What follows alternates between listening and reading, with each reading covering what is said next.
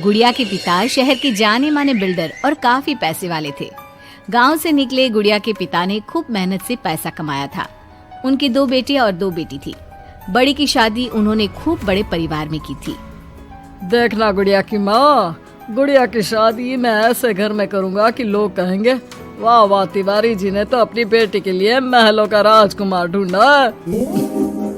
हाँ, तो हमारी गुड़िया दिखने में भी है बिल्कुल गुड़िया सी। तभी गुड़िया की भाभी वहाँ आ जाती है। बस दिखने में ही गुड़िया जैसी है, लेकिन जबान तो पूरी 100 गज की बूढ़ी अम्मा जैसी है। अरे फिर बोली तू, गरीब घर की लड़की अमीर घर का लड़का पटा लिया, वरना तो हम अपने बेटे के लिए भी अंबानी से कम की बहू ना लाते। अरे बस करो, ऐसे बात नहीं करते बहू से। वैसे बहू बोल तो ठीक ही रही है, तुम्हारी गुड़िया को बोलने की तमीज ही नहीं है। भाभी का दर्जा बड़ा होता है, लेकिन वो बात ऐसा करती है कि जैसे। बस पापा बस, पता नहीं भाभी ने आपको क्या गुट्टी पिला रखी है। गुट्टी कैसे, मैं जो देखता हूँ वही तो बोलता हूँ। कल तुम्हें देखने लड़के वाले आ रहे हैं, तो अच्छे से तैयार हो जाना। एमपी के बड़े लोग हैं, ऐश करोगी अगर लड़के ने पसंद कर लिया तो। और हम लोग चैन की सांस लेंगे। ये घर मेरा भी है, अंदर जाकर काम करो। मुझे अपने मम्मी पापा से जरूरी बात करनी है जो मैं आपके सामने नहीं करना चाहती। भाभी पैर पटकती अंदर चली जाती है, लेकिन उसके कान गुड़िया के पास ही होते हैं। देखिए पापा, शादी तो हम नवीन से ही करेंगे। क्या है ना कि वो पसंद है हमें। अब ये नया किरदार कहाँ से आ गया? क्यों गुड़िया के माँ, नजर नहीं रखी जाती क्या बेटी पर?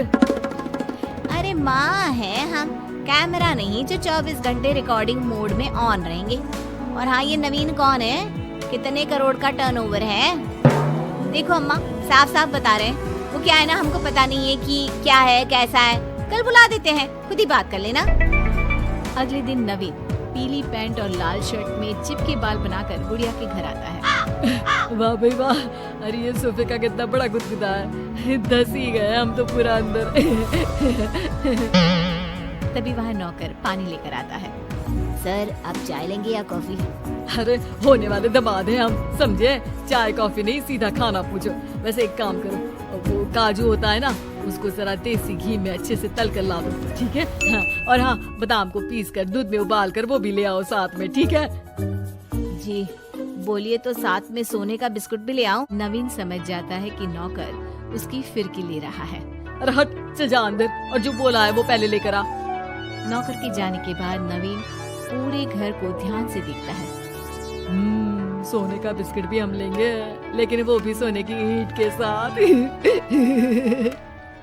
तभी गुड़िया के पापा आ जाते हैं। तो तुम हो नवीन, क्या करते हो वैसे?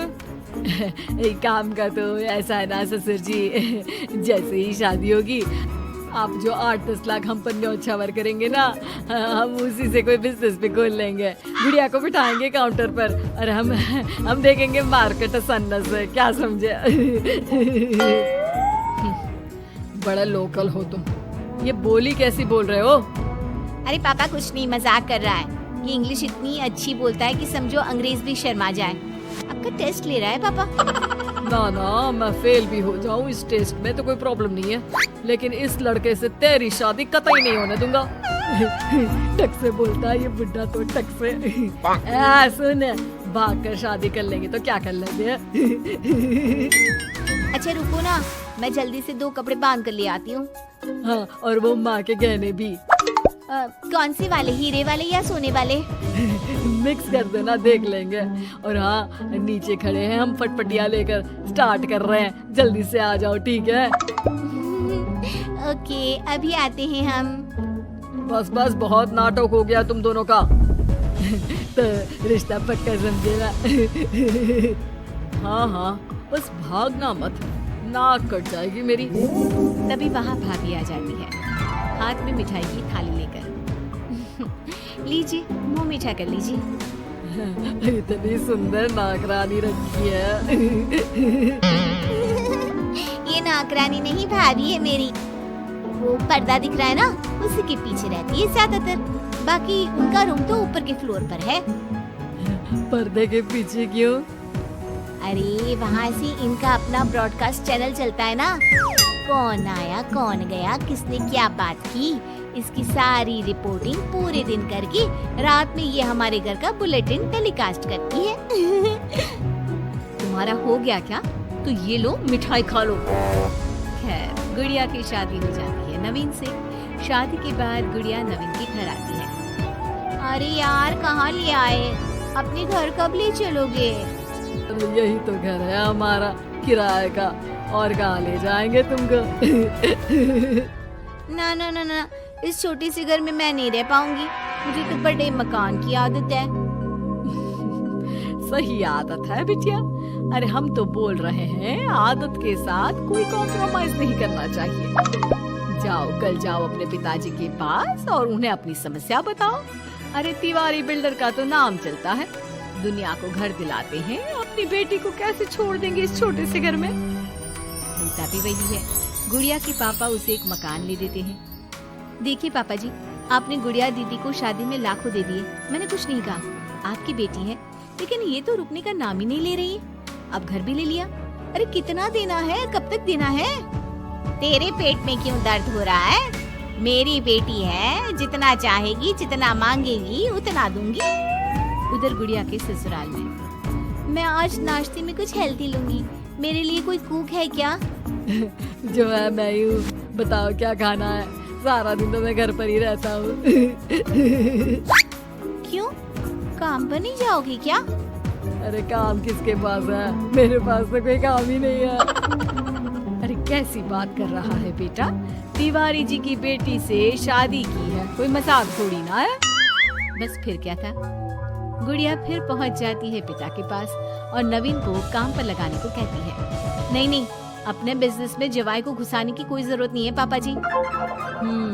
बात तो ठीक बोल रही है तेरी भाभी।